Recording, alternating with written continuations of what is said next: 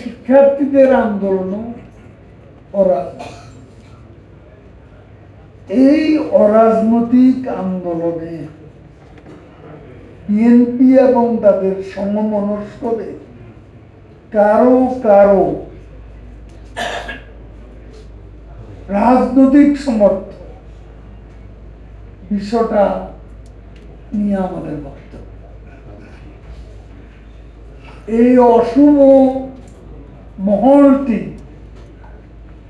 শিক্ষার্থী এবং শিক্ষকদের দাবির বিষয়টা উস্কানি দিয়ে, ইন্ধন দিয়ে, যাতে দেশে একটা বিশৃঙ্খলার আবহ তৈরি করতে না পারে, সে ব্যাপারে সারা বাংলাদেশে এই রাজধানীতে সর্বত্রই আমাদের সাবধান থাকতে হবে, সতর্ক।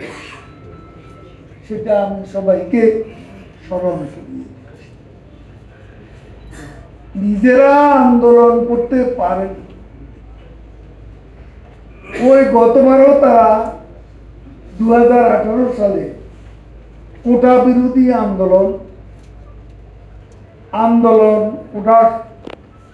ওই আন্দোলনের সঙ্গে তারা ওই আন্দোলনের উপর ভর করছে। এবারও আবার তারা নিজেরা আন্দোলনে ব্যর্থ, হেরে যাওয়ার ভয়ে নির্বাচনে যায়নি। এখন যদি কোটা সংস্কার আন্দোলনের উপর ভর করে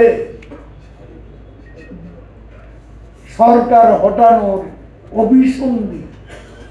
দুরভিসন্ধি বাস্তবায়ন করা যায়, সেটা হলেও তাদের লক্ষ্য।